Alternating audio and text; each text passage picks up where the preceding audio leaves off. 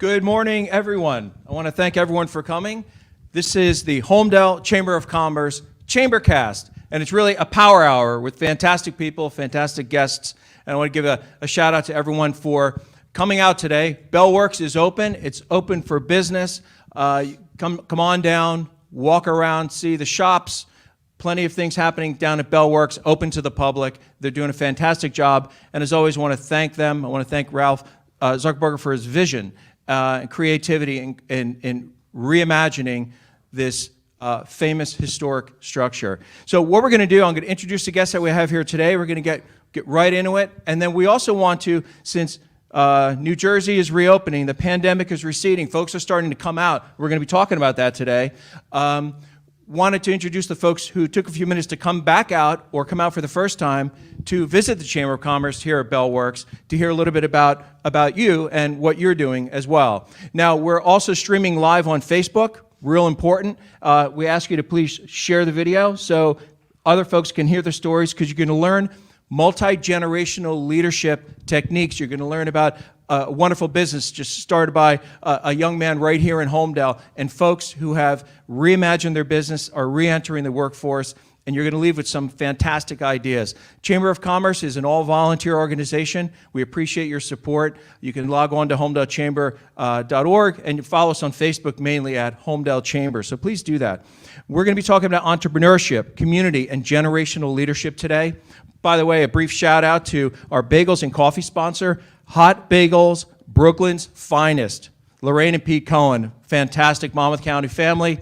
They're here. Visit them on Broad Street in Red Bank. They've been a member of the Holmdel Chamber since 2018. I'm Terrence Wall again, one of the co-founders of the Chamber, and it's proud to facilitate this meeting. We have with us today Linda Lautenberg. She was recently nominated for the Forbes 50 Over 50. Lautenberg she'll join the conversation about entrepreneurship and the flexibility to recreate your career at any age. At any age. Lautenberg is also a return to workplace expert, champion of midlife career changers, and a women's career advancement advisor. She's the co-founder of Evolve Me, and you can visit them at evolveme.work, right? Yes. DonnaLyn Geigerich is here. We've known her for a long time. She's fantastic, has a tremendous diversity of background experience as an educator and so much more. CEO of DLG Consulting, a training and development company that provides executive speech coaching. We're getting a grade at the end. Everybody gets an A, Terrence. Everybody gets an A. See? I love that scoring system. She helps leaders succeed.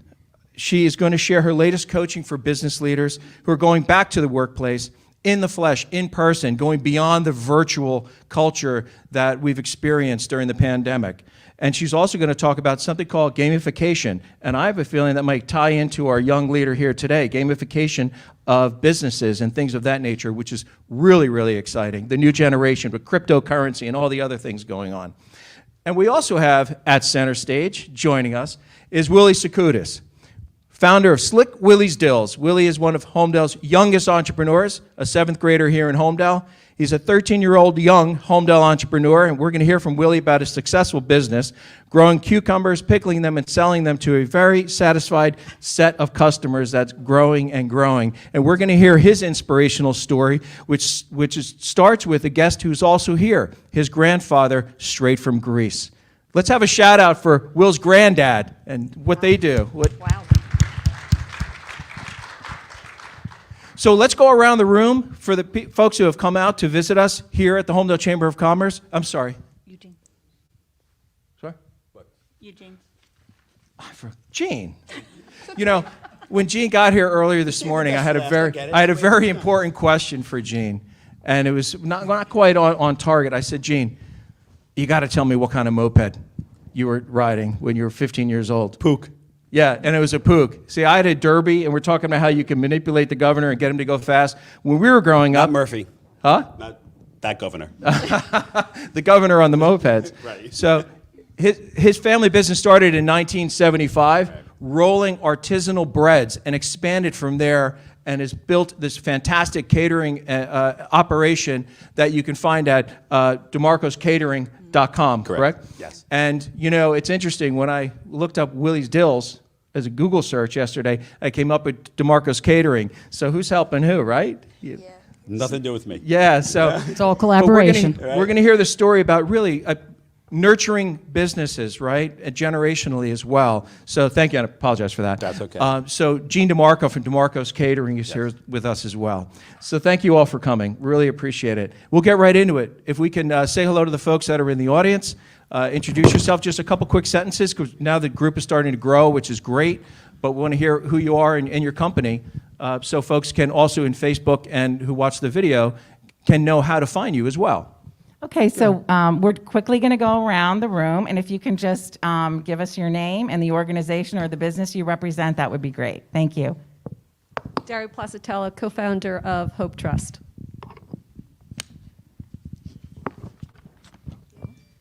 Nicole Rabat-Levine with Heritage House Sotheby's International Realty. Hi. Thank you. Here comes great energy. Good morning, Teb Fridley, Excel Travel, and Kick Cancer Overboard. Hello, I'm Adrienne Marsigliano from Exit Realty East Coast, and it's a strong seller's market. Let me know if you're interested. 908-601-3766. Thank you. I'm Carla Scarabino. I'm with Tigger House Foundation. We're a nonprofit, and we help to fight addiction, spread awareness, and save lives. Hi, I'm Dr. Denise Wendler, and I'm founder and president of Team Vienna for SCDC Awareness and co-founder of the SCDC Coalition in honor of my daughter, Vienna, who died here in Holmdel 3.5 years ago, fell asleep watching TV, never woke up. Please join us May 15th on Saturday, Cross Farm Park. We're going to be dedicating a bench to Vienna, generously donated by the Holmdel PBA, who's been an amazing organization in support of our family and our nonprofit. And thanks to also Bellworks and Ralph Zucker has been incredibly supportive of our nonprofit. So thank you. Team Vienna, actually it's a www.vienna.team. Thank you. I'm Vienna's mom, Denise.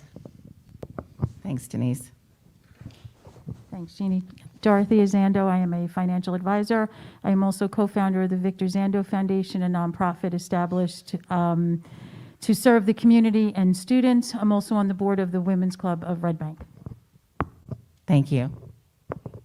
Hi, my name is Michelle Fugit. I'm Director of Recreation at Care One at Holmdel.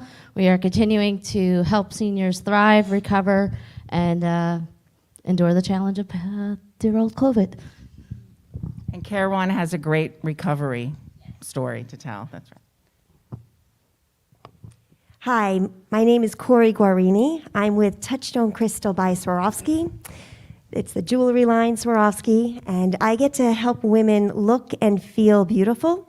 And I offer an amazing business opportunity that can just change lives. Thank you. I love Touchstone. Hi, everybody. I'm Jerry Schaffenberger. I'm the Assemblyman for Legislative District 13. Thank you.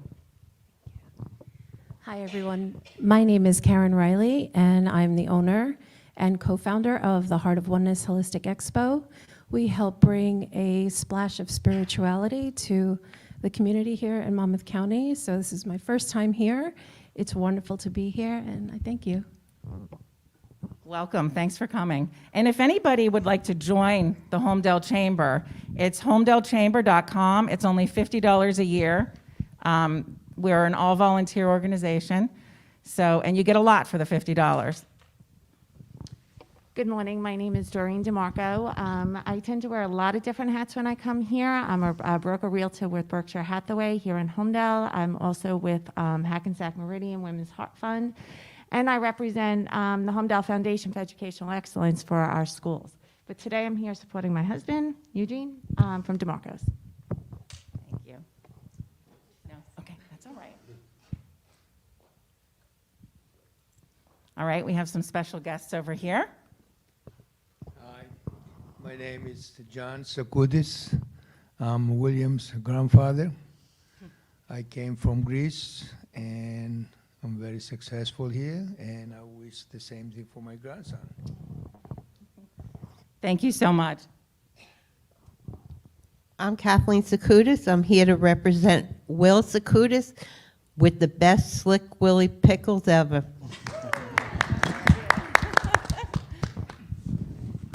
Hello, I'm Bill Sakoutis. I'm here to support my son, Will. I'm also the owner of Apex Commercial Services.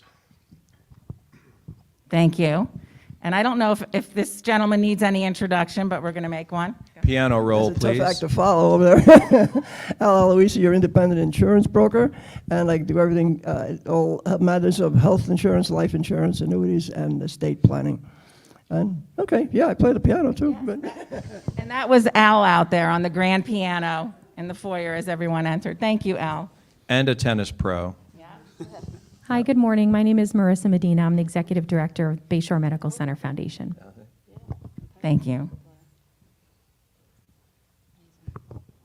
Hello, I'm Peter Myers, co-owner of Swing Loose Indoor Golf right here in Bell Works, helping golfers of all levels increase their or lower their handicaps. Hi, I'm Carissa. I'm here representing Skipology, located here in Bell Works. Thank you. So Bellworks is a great place for entertainment now. So make sure you book your entertainment, book your meals.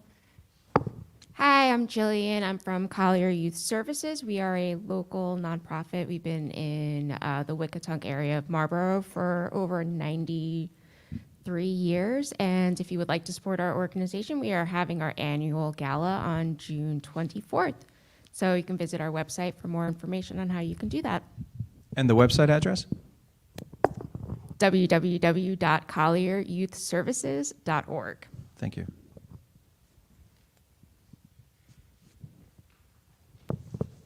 Hi, my name is Hannah Lieb, and I'm a sophomore at American University.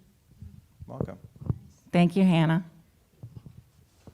Good morning. My name is Sonia Gregoire, and I own Capital Waste Recycling, a dumpster service for residential and commercial properties. Thank you. Good morning, everyone. My name is Frankie DiSarro, and I am the co-founder of Light to Earth Sanctuary. We offer women's mentorship and discipleship programs for women experiencing a season of hardship. We are a nonprofit, and we also offer women's retreats on beautiful farms in New Jersey.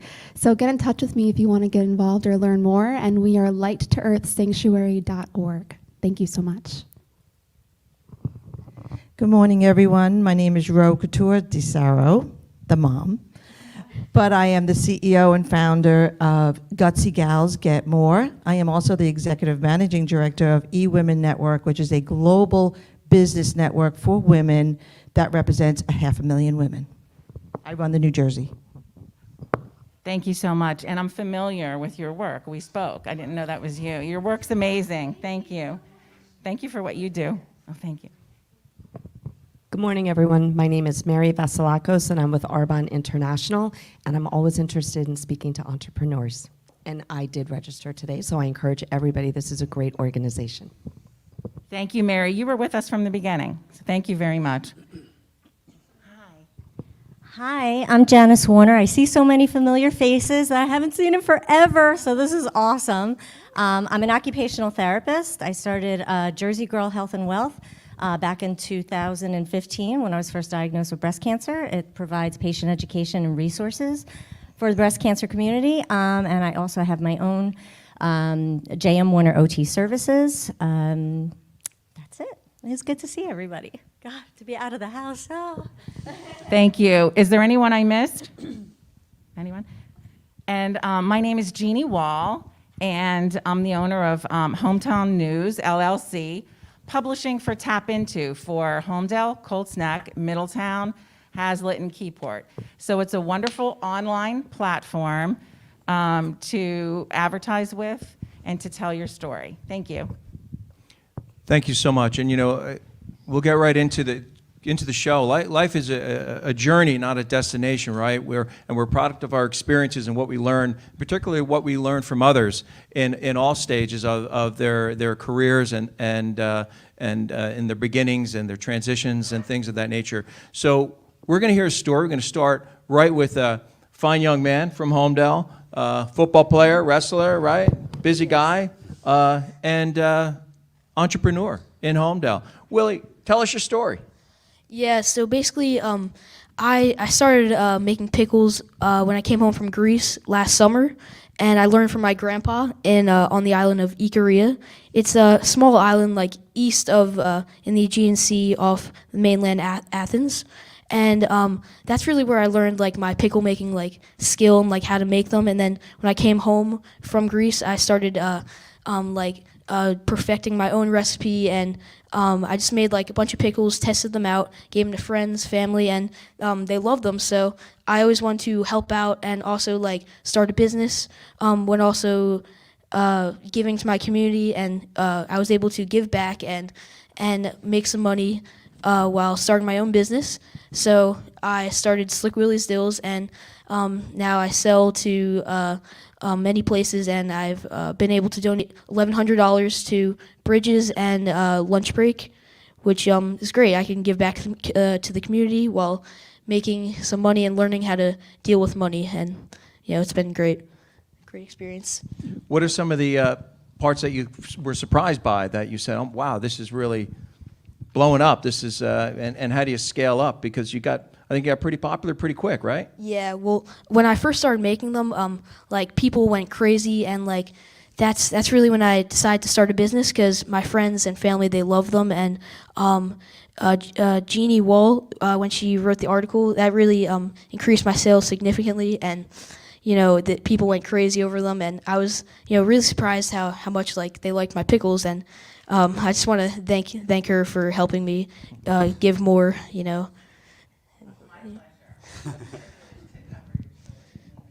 Thank you. Will, you're going to have to lock up the secret recipe for that pickle brine, because it's all about the brine, right? Yeah, yeah, it's all about the brine. Yeah. It's all about the brine. And Eugene DeMarco, the DeMarco family. You have an experience with him and his company, and can you speak to that a little bit? Yeah. And Gene, you started when you were 15 years old, right? With your family's business. Can we hear about that story? And this ties into generational connectivity as well, of folks helping each other. Yeah, so my father opened up in '75. We lived in Jersey City, back and forth. So we moved down here when I was, I don't even know, 1978. So then I decided to join the business, so I used to take my moped, like we were sharing, used to drive up to the store, work after 3 o'clock till 6, drive the moped into the back of the van, and my father and I would go home. And I would do that, and I started doing, cleaning the machines, this, that, the other thing. And a little bit later, I just knew that's what I wanted to do. I saw how happy my father was doing it, so I figured, why not? So I did that, and just years after years, we just expanded, increased catering. Then my brother joined the business, so very fortunate that I was able to work with my family, see them all the time. As much in an Italian family, that might be the greatest thing, but we do make it work, and it's very good. So like I said, I've been fortunate and had a good run, and hopefully to keep it on going. And how did you connect with the young entrepreneur here? Your wife, with the article, my wife had seen it and said, you got to give Willie a call. I said, okay. So we set up an appointment. He came in, with his father, but like a young businessman, he approached me, he gave me the spiel, and it was very good, and I'm like, give him a try, because like I was telling you, I was in that position too, trying to get, we have certain products, we have jarred sauces, trying to get in this place, that place, and I was like, nope, not interested, shut the door, nope, you need $10,000 sliding fee. So it was very difficult, so it was just aggravating. But when he came in, I'm like, no problem, you have to, everybody needs an opportunity, and not that he needed me, he was doing great, before he came in, but it's always good to help somebody out, especially with a story like that, that was great. And I put him in, I got 2 cases, put it out on Facebook. Within a couple of weeks, they were gone. So I actually just gave him an order now, because I've been lazy and I forgot to call him. So he got another order today. So they've been doing very well, and good product. We're not surprised, because you're also an honor student, right? Yes, yeah, I'm an honor student in SAT school, and Eugene really helped me out. I was able to spread the word while like being in a store. It was really like great accomplishment for me. I was excited, So thank you for that. You're very welcome. Good. Yeah. All right. So it's interesting. Will is starting this new business while you're doing so many other things, and also being a kid, right? You're allowed to do that? Do they let you anymore, with all this business? Yeah. I'm just kidding with you, Will. But in entering this new journey, you're experiencing different things, trials and tribulations and things of that nature, and successes as well, and learning and growing. And they're in different stages of life. It's very similar for other folks too, particularly during transitions, getting into something new, getting into something different. And that's where I'd like to, Linda, if you can share a few thoughts, because you're involved with evolving and changing and growth and new journeys, right? Can you share how did you return to the workforce, and why did you start Evolve Me as far as transition and that kind of thing? Can you share your story? Sure. Thanks, Terrence. So when I started looking to go back to the workforce, I had been out of my real estate finance career for 16 years. I had just turned 50. My oldest was getting ready to go to college, and I realized that the clock was ticking. I didn't have any plans for next chapter for myself, and my real sticking point was that I had no idea what I wanted to do next. I knew I didn't want to go back to Wall Street. I still had the same factors that pulled me out of the workplace were still in place. I still had 2 kids that were going to be home for a while. My husband's career was still very inflexible, but I needed something more. But I was really stuck as to what, and I spun my wheels for a couple of years. It was very isolating. It was not great for my confidence. I had felt like, back in the day when I was working, I was a real superstar, and now I felt like maybe all I could do was unload the dishwasher. So I did some smart things first. I reconnected with my business school alumni network.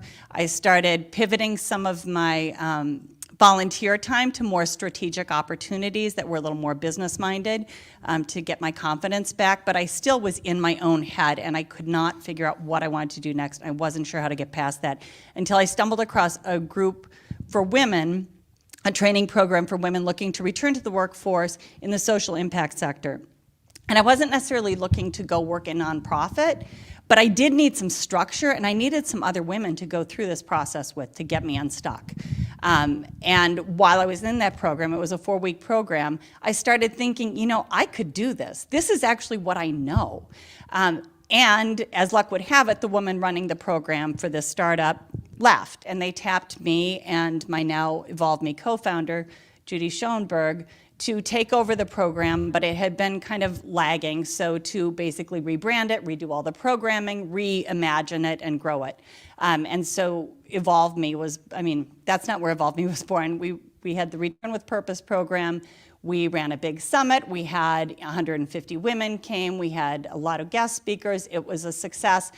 And we were getting ready to launch our first cohort within that startup. And the startup, as startups will do, it ran out of funding and had to change directions. So Judy and I had so much success and so much positive feedback, and we're really seeing the way that the program that we were running was changing lives. That we knew that something like this had to be out there. But what we wanted to focus on was women in midlife, because we felt that there was a lot out there for women, a lot of really important good stuff for women that were trying to decide whether it was time to opt out of the workforce or coming back from maternity leave. But this whole, I hate to put a number on it, but I want to say 40 plus, but it really is kind of the stage of life that you feel in. We were kind of a lost group. And we focus on, Evolve Me focuses on midlife, because that's just where, in women's careers, a lot of different career impacting things happen. Either children are getting older and you're thinking that you want to maybe return to the workforce, or increasingly we're seeing women having to take a pause in their career or change their career because they're taking care of older parents. A lot of people are doing both. Some women that we work with have been in the same job for 20 plus years, and they kind of got someplace and stayed because with all the other things they were juggling, it worked.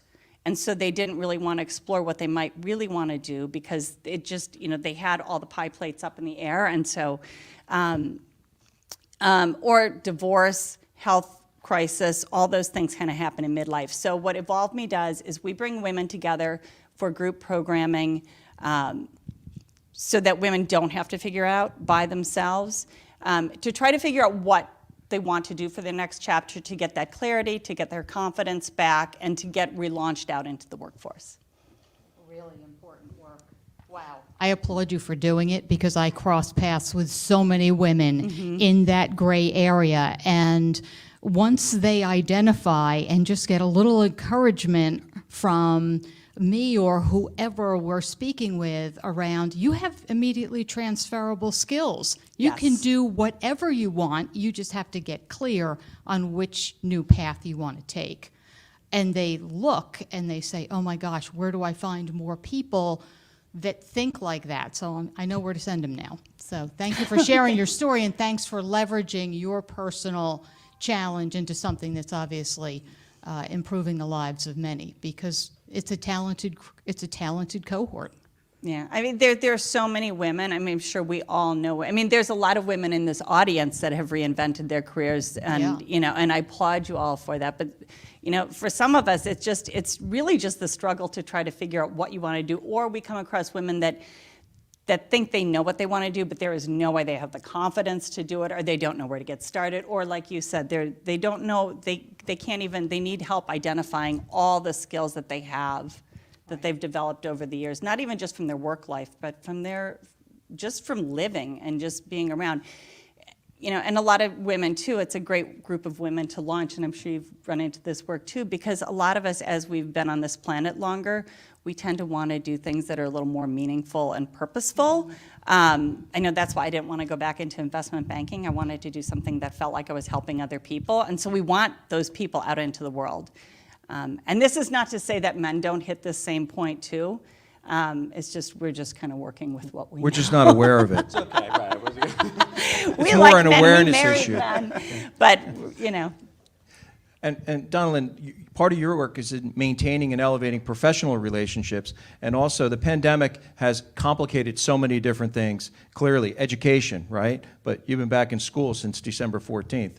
Yeah. How do you like it? Yeah, I definitely like it better in school. Virtual is kind of hard to get distracted sometimes, but you know, it's definitely learned more in school, I'd say. 100%. I agree with you 100%. I already work for you. Did you know I work for you?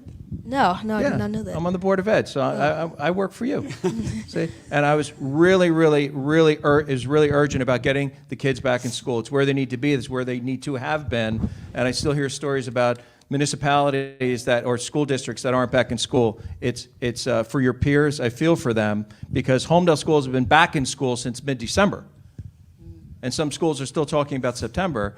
With some folks your age in different schools, they also use their schools to have a healthy lunch and all kinds of things, to see their peers. And so I'm glad to hear that you're back in school for your peers. It helps to, it's what it should be, right? Yeah, definitely. Yeah. So now, in DonnaLyn's work is also helping folks move out of that virtual culture, right, and back into the face-to-face culture and being with each other and reconnecting with those relationships, whether they're existing or it's transitioning into something else. Can you speak to the work that you do as well for folks that are transitioning? And also it ties to generations as well, because, right, what's happening, what are the new trends? DonnaLyn keeps on track of emerging trends, cryptocurrency, gamification. Let's connect So that. let's start with one thing at a time. Everything at once. Yes, everything at once. So the only reason I knew about pickle brine is because I have the luxury of teaching young emerging talent at the college level as an adjunct professor. I've been doing that for 3 decades. And so, Willie, I knew all about pickle brine because one of my speaker students, who was working very hard on refining his dominant messaging skills as a compelling presenter, did a presentation on cucumbers and pickling.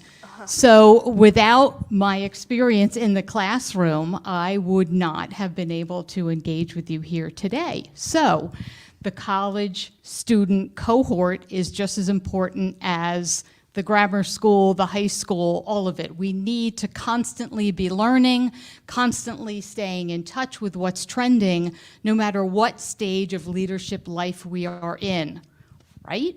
Yeah. So to answer your question, Terrence, the college teaching has been a great lever for me in the work that I'm doing because it's keeping me fingers on the pulse. And so when I go and do a corporate engagement, as I did with Carla last week, I was just on the phone yesterday with a Merrill Lynch executive, and he said to me, I've been doing nothing but zoomed out, cameras on, cameras off meetings for over a year.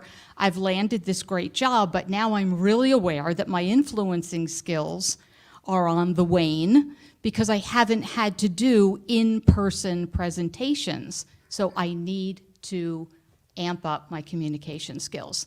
So I think we're all on the cusp of building awareness around how we're showing up.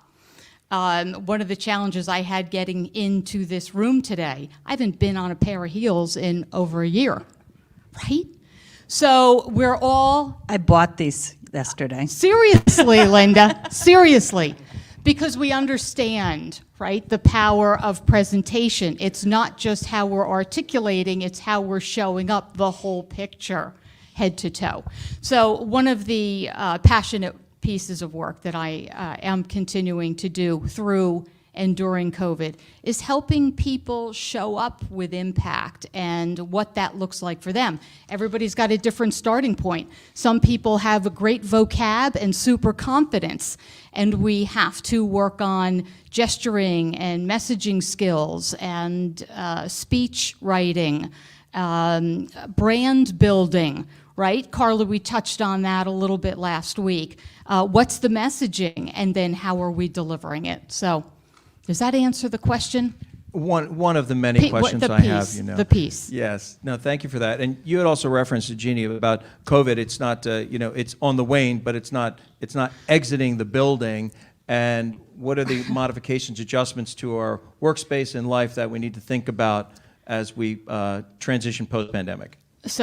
So one of the big hot buttons in the HR space, because I'm doing a lot of work with the managers that are leading these companies, is recognizing that COVID is not going away. And so we need to constantly be aware and alert to developing and delivering compassion and empathy to our coworkers, because we don't really know what people have gone through. I'm sure all of us on the panel have either had a specific COVID experience. If we haven't had it ourselves, our loved ones have. I've lost clients, I've lost friends, right? We have people at home that we're still taking care of who are sick with long COVID. And many times when we're having that nanosecond chat over a Zoom line, we're not going deep enough to really have a clear understanding of the impact that COVID has had on that worker, on that team member in the workspace. So constantly having this awareness around how are you doing and how are things changing, or how have they shifted in your life as a result of COVID. We all need to move forward. We're doing that. We're here. But we need to always have our radar on around what's the experience and how is that impacting you today, and how can I help you navigate that reality, but still show up in your world as an effective leader that's resilient and proficient at pivoting and persevering. You know, you mentioned earlier, thank you for that. You mentioned earlier, we were talking about, and this is why I'm interested, because Will, you may have some insight as an up-and-coming generation about gamification, about cryptocurrency, about some of the new trends that are going on for, and maybe tied to STEM or STEAM and some of the coursework, coding, things like that. We have a little guy who's really into Bloxburg, but he tells me he's coding. I just think he's on the computer too much, but he swears he's coding. What are some of the trends you're seeing, DonnaLyn, or maybe even Will? I mean, yeah, we do a lot of coding in school, and you know, I've seen a lot of uprising like technology, and most work nowadays are on the computer at school, so it's a lot less like hands on hands and more of like technology and typing, which you know, I think it's a little bit like harder to learn that way. Like I think because now, since we're like virtual, some kids are virtual, some kids are in school. Most things we're doing like active things on the computer and staring at screens like all day long. You know, I think like more maybe engaged like hands-on-hands work would be like a little better for like in school. But And so I'll build on what Willy's sharing, is that the students engage because they're so technologically adept. They love computers. They've been raised on screens. So they love to learn via apps like Kahoot. Do you know about Kahoot? Yeah. As a learning tool? My students in the college classroom love it. However, I got a little concerned with one of the reviews at the end of the semester when the student said, "DonnaLyn, I love your class because I was in my pajamas in my bed all semester long." And I'm thinking to myself, okay, well, that's great because she was a very high performer when she got on YouTube and had to actually present her researched speeches. But how is she going to do when she has to segue into the real world and show up for an interview?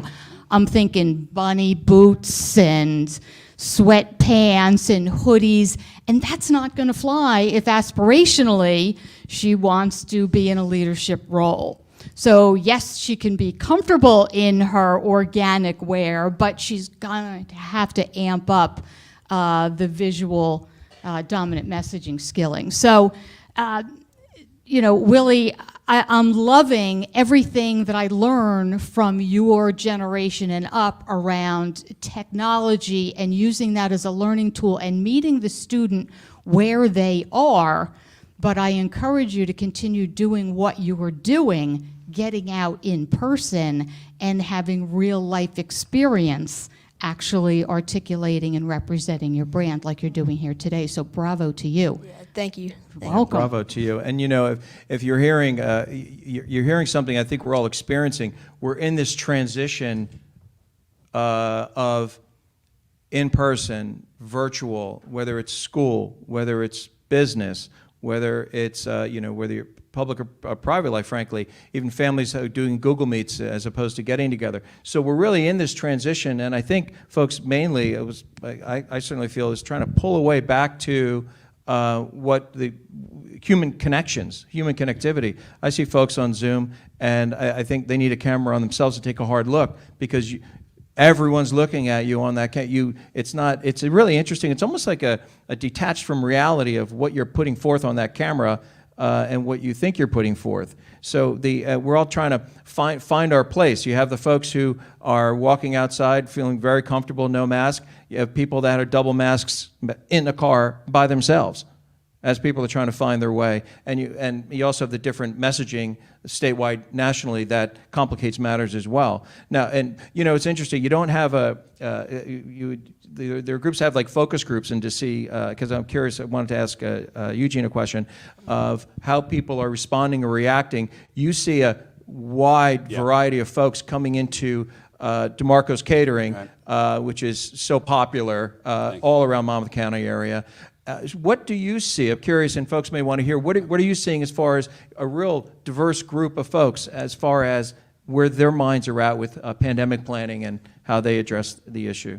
Everybody is, in the beginning it was panicky, and for business like us, where we were doing a lot of catering, corporate catering and all that, you have to shift. So I think that's what people are getting used to now. People have shifted. People are coming in with masks. We have the sprays, we have all that. So now it's what was abnormal or strange in the beginning has become normal. So everybody has the masks. You know, they were a little bit fearful, now they're just cautious. But to your point too, with the social aspect, you're absolutely right. People are not getting out, people don't know how to communicate with each other. Right. When I have job applicants come in, if I'm lucky to get anybody who wants a job. Send them over. Yep, no, I'm first. They come in and you get this, yeah, I'm here for the job. My mom said you have a job. Yeah, do you know how to? No eye contact.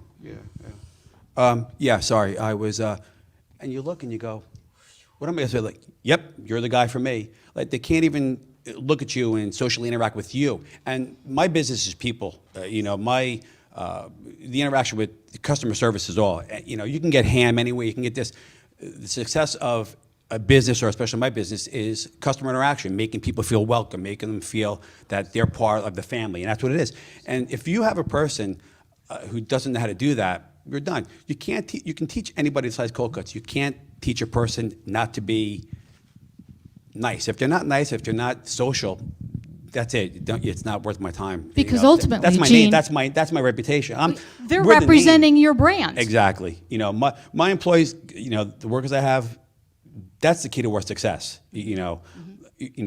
Thankful that we have good food, we have put out a quality product. But it's like a restaurant. You go to a restaurant, you got good food, but you have a terrible waiter. I don't think you're going back. If you have a little bit of both, you might go either way. But if my customer's rude or if they screw up an order, they're not coming back. So you're really only as good as your worst employee, But it's tough. People, they don't know how to do it. You do. You're doing very well. Wow. If this pickle thing doesn't work out, come work for me. I got management position. My father's looking to get out. But definitely, people have to learn how to interact socially. So, relationships are only as alive as the people that are engaged in them. Yeah. I want to go around the room a little bit as far as giving some insight to folks that are watching. And even the Chamber is really a hybrid. We're here in person, but in adjusting during the pandemic, it was, well, do a lot of companies stop meeting? Their office space is vacant. They're working remotely only. But how do we create an environment where we can do both or move forward? And that's just where the ChamberCast came from. Jeannie, yeah? A question that was, thanks, Ming, that was texted to me was for you, Eugene. They wanted to know what's the secret sauce to your success? You've been around since 1975. Many businesses have closed, right? Yeah. So. Good product, like I was saying. Thank God. We bake our own bread, which is still something unheard of. Everybody comes in and they go, where do you get your bread from? Where do you like my father and brother, they're baking. They go, get out of here, I can't believe that. That's the one thing. But like I said, it's the employees that I have. I mean, I'm not, trying to kiss up to them, but they're great. They run my business. They're my face. I'm in the back. With this pandemic, I'm running other things. I'm more in the office. I'm more pens and pencils than I am pots and pans. So I used to cook. I don't do it as much. I'm pulled away. So I have to rely on them. I have to trust them to run the business and help do that, and they do. So it's a comforting thing. So I trust them, and that's what, like I said, they're the face, and I got great employees. I'm just looking for a few more. Thank you. Are there any questions from the live audience? I'm coming over. Do you place women that are going back into the workplace, into new jobs? So we're not a job place, although we do share opportunities as they come our way. We don't actually place women. What we do is get them ready so that they can fast track and get to where they want to be faster. So we have a method called the DARE method that stands for Discover, Amplify, Refresh, and Embark. So our training program basically it's 10 weeks, and it spends 2 weeks on getting clarity on what it is that you want to do, 2 weeks on all the tools to tackle imposter syndrome and get your confidence back, and work on virtual presence as well as once we get out into the real world, your presence that way. And then we do the resume and making sure that your new pivot pitch, your new story comes through in your resume and your LinkedIn, all your personal branding. Honestly, like everything you were saying about personal branding, everybody has their own personal brand nowadays. Kind of the days of going to work someplace for 20 years are over, and so we all really need to just be our personal brand, and so we help women own that, and then getting out and doing interviewing and networking skills. Actually, sometime we should talk to you, because just being able to speak comfortably in front of people and own that confidence is really important. So we fast track women so that they can get through all that, so that they're ready to launch. A lot of women do get jobs while they're in the middle of our program or shortly thereafter, but some women are looking to start their own business or nonprofit, and so they leave and then go on to do those things. And what kind of guidance do you give someone to differentiate between what they want to do if they're at that proverbial fork in the road? What's the decision matrix there that you've seen? Maybe an example. Well, so a lot of it is honestly just getting out of your own head and working in community with other people that are from different industries. So if you put a bunch of lawyers together and have them try to figure out what they want to do next, they're still in their own head. So we bring women to curate groups of women from very successful credentialed women from different industries so that they can think outside of the box and know what else might be possible and be able to see themselves through the eyes of other people to get that confidence and realize skills that maybe they don't even realize they have. And then we have them really work on like thinking about all the what do they like to do, what are all their strengths, coming from a position of strength instead of like if you brought a report card home and you had an A+ in math and then some B's, and then I know you're an honor student, so this isn't happening, but but him, because that never happened to me. that Yeah, never okay. happened to Good, you. okay, Straight just A. check it, I'll lean back. And then like a D in English. Like what are you going to focus on, the D in English, or you're going to say, wow, this kid is amazing at math? So we don't want to focus on the D. We can find somebody else to do the English, but work from an area of strength. What are your strengths? So try and finding that intersection of what do you love to do, what gives you flow, what are you really good at, and then moving on from that, and what do you want to do going forward? What are your values and what impact do you have in the world? And so when you really do some deep work on that and do that work with other smart people that are kind of in the same zone as you, the clarity starts to come out. Okay, I think also you have a part 2 follow-up. Okay. Sorry for a long answer.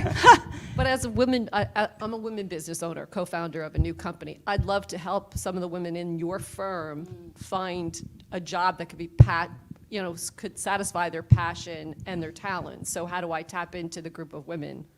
Why don't we talk after? You could go to evolveme.work, and because we do a lot to feature other women, like successful women entrepreneurs and women-owned businesses and things like that, and we love to make those connections and spotlight other women.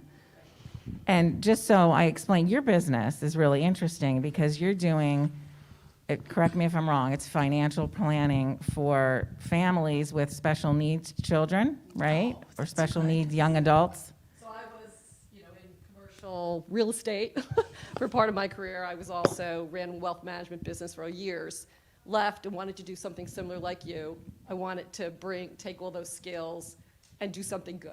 And so we created a company that does life care planning, working with other financial advisors, because most financial advisors don't ask the question, do you have anybody in your family that has a mental, physical, or behavioral challenge? Because they don't really have the best solution. So we've created online life care planning technology that addresses that question.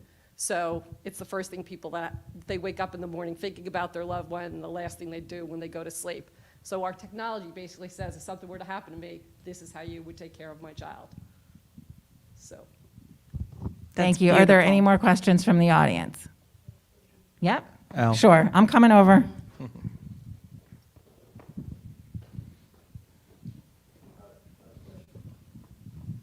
Not a question, just a comment. I texted you. While we have to take the pandemic seriously, I call it the current normal because this too shall pass. Anyone else?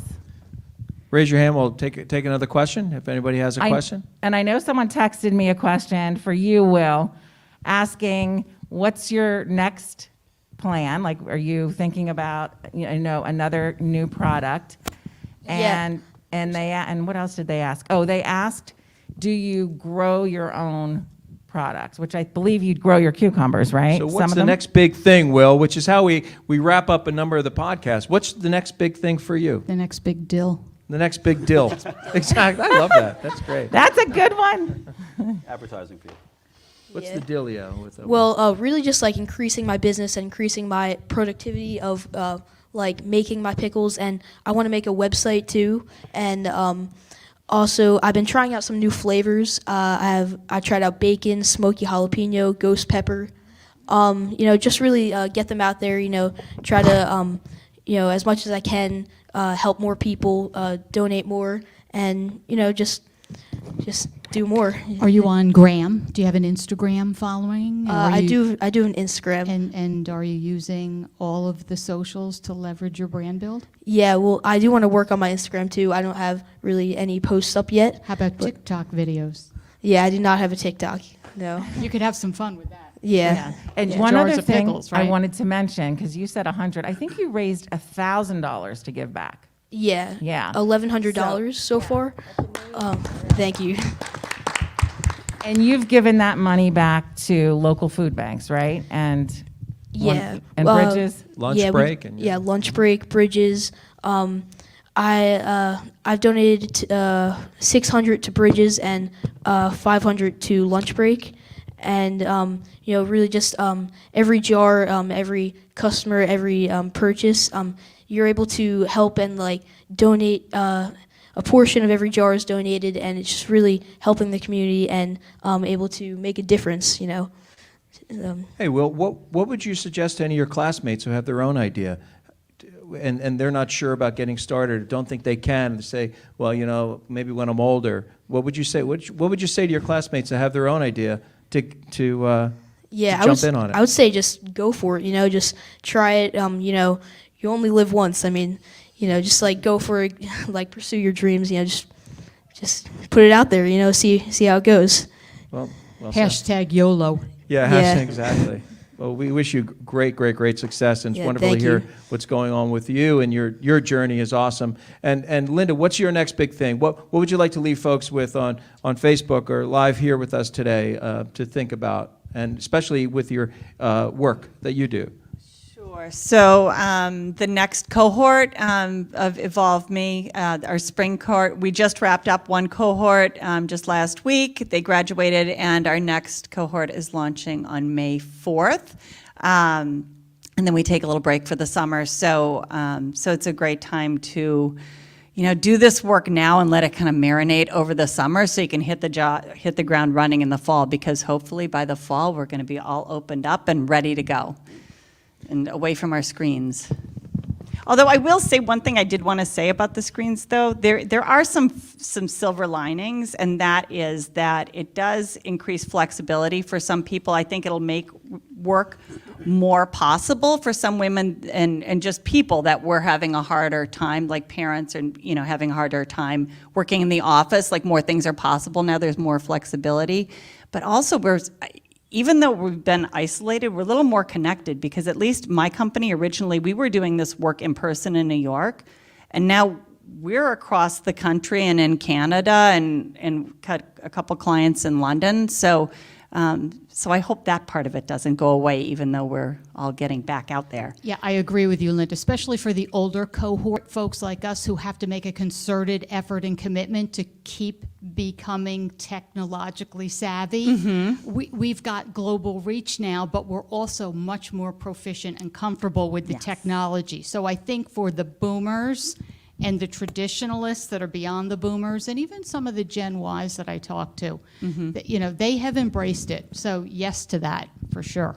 Yeah, and with the tech, do like Willy, and just do it, because it's not that hard, and you can Google anything. And you had mentioned evolveme.work, right? Is the website. Evolveme.work, yeah. Right? And you have a membership program, membership format, right? We also have a membership, so we have two things. We have the Reinvention Collective, that's our signature program that goes soup to nuts through the entire DARE method, and that will definitely fast track you. If you're just looking for a community or want to dip your toe in the water, we also have a membership community. The first month is free. We meet on Zoom twice a month on Mondays, and then the Mondays in between, we put out a challenge worksheet, and it's just a great community to, it's also all focused on career transition in midlife, but it's much more organic, so that the first half is talking about wins and losses and challenges, and the second is going into breakout groups and talking about, whatever topic bubbled up last time.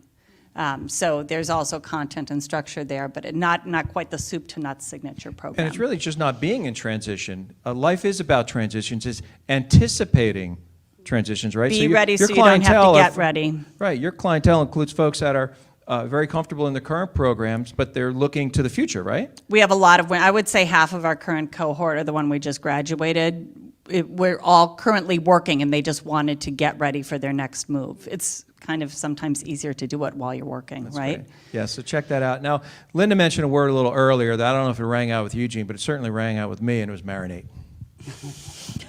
And I thought that was such a great segue. I couldn't jump right in. I couldn't let that go. I can jump right down. And so, a couple questions, for you. First of all, what's the next big thing in gourmet? What are people looking for? What are they doing? Where do you see the next 12 to 24 months going? And how do folks for the 3 people that may exist in Monmouth County aren't quite familiar with where you are, how do they find you? How do they look you up and find you?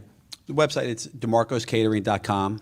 You can Google search, and like you said, you can Google search Willy. We come up, so good job on that. The next biggest thing is convenience that we see. Everybody's busy, everybody's running around, so the ready-to-eat meals are the popular thing. They've been popular, but that's been expanding. And you can tell by the different packaging that's out there. So when a packaging company comes out with new products and new packaging, they're showing you where the future is. So you follow that. The other thing is, you talk about silver lining. There is definitely a silver lining because last year we lost a lot of corporate. We did ISIMs here. We lost a lot of corporate, a lot of holiday parties, and that disappeared. But we found the meals, the curbside pickups were. Now that people are getting back into normal, we're booking up parties left and right and people are like, I didn't do this, I didn't do the birthday, I didn't do Easter, we're just gonna have one big party. So I got people like, need a barbecue for 70 people, I need this. We're booked up until August now. So the silver lining with that is that you can see people are excited to get back. And once people see that, then then they follow along, follow the leader type of thing. So it's a good thing. The buzz is out, and people are excited. People are getting back out there. Like you said, it's just temporary, and hopefully we're coming out of it. I think part of it's gonna be around. Masks will be around, the touching this, that. That's gonna be around for a while, but we're coming out of it. And you see people on the road too. I was so happy to be stuck in traffic. Yeah. You know what? You just reminded me of something, excuse me. Frontline Appreciation Group. I'm remembering you two worked together, right? With FLAG. FLAG and my wife. acronym. Right, and Doreen DeMarco, of course, and Margot Vallone was partnered with you, and Jen, right? Jen Raines. And you, how much money did you raise for that, and how much food did you deliver? Oh wow! It was something where I remember you teamed up and it was. I made a lot of sandwiches. We did a lot of sandwiches. But it was to deliver foods to the frontline workers, right? And to support the local food establishments. It was, I can't believe we did that. It was, if you think back to like the depths of like when it was really scary at the beginning of COVID and we all had to go home. I mean, I was working in the city and I couldn't take my ferry anymore. But what we started worrying about, there were 2 things going on. Like we were worried, really, it was really scary for all these people that were working in hospitals. And remember, they were sleeping there and it was just horrible. And everybody felt like they wanted to do something for all those healthcare workers, but you couldn't. And then our restaurants were just like, they were all shuttering and closing and nobody could go in and nobody could go out. We didn't even want to touch Amazon packages, right, for a while. So I came across through my alumni group, when we were meeting, I came across a group that had started up in Chatham that was, basically they were raising money and using the money to buy meals, order meals from local restaurants and then send those meals to the healthcare workers. So we started with hospitals, but eventually we started getting to like COVID testing sites and, Care One, I think we sent meals over there, nursing homes. We raised, pardon?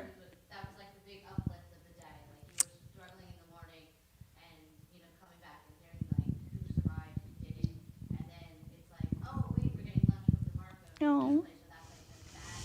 I can't tell you how much those meat deliveries for anybody that ever contributed made our day. That was just awesome. Like, wow, oh, we got this. And then that just also was such a, like, okay, they don't hate us out in the community.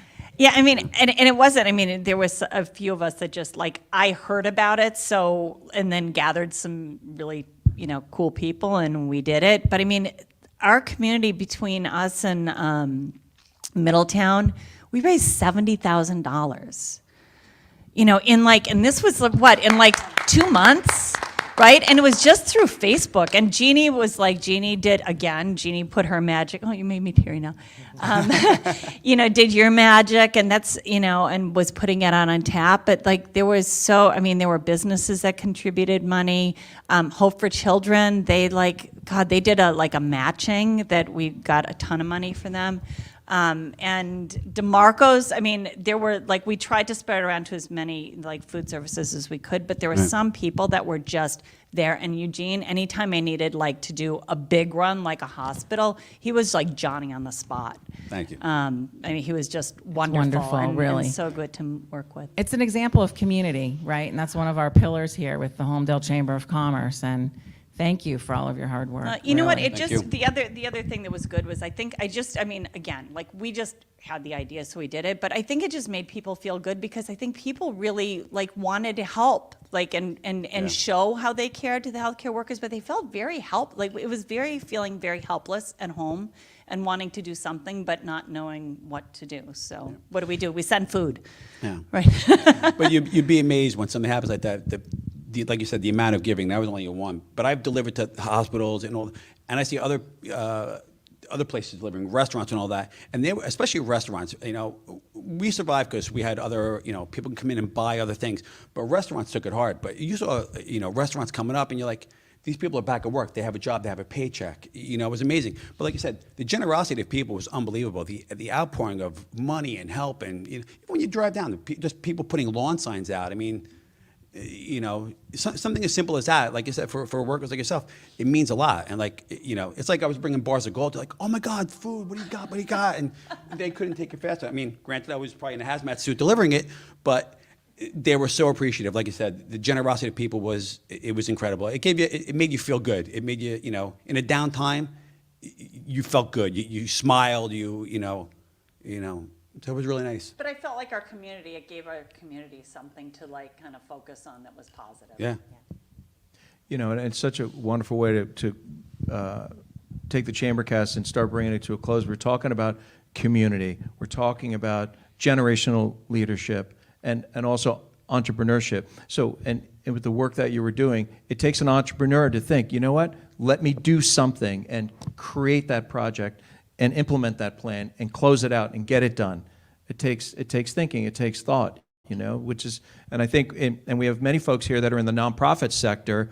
The Holmdel Chamber of Commerce has always had an emphasis on nonprofit work. In fact, after a few of the meetings, one of the folks said, are we going to have a business organized, more about business? And the nonprofit is a business, but it's the intersection of these very noble endeavors, private business, public sector, and also the entrepreneurial spirit of the nonprofits to do well and do good by others. And that's why we also we have folks like Assemblyman Jerry Scharfenberger here, because the Chamber connects legislatively. What legislation benefits your nonprofit in a holistic way? What legislation is important for businesses today to have those shackles off to really get good things done? That kind of connectivity is really important. I appreciate Assemblyman Scharfenberger being here as well. What I'd like to ask DonnaLyn, if you can kind of close us out here with 3 key items that you think that folks leaving here or watching on Facebook or watching in the future, and please, by the way, share the video. If you found value, please share it to your groups or to your to your friends on Facebook.